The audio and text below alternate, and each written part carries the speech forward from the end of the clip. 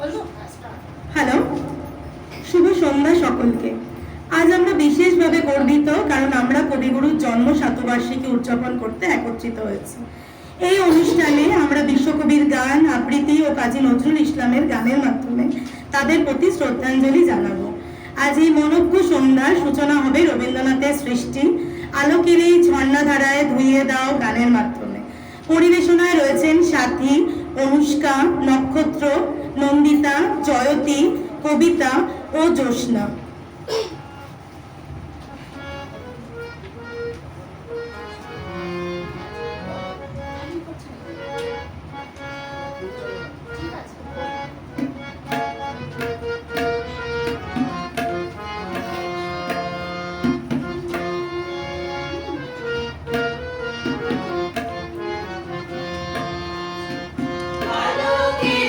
ঝর্ণা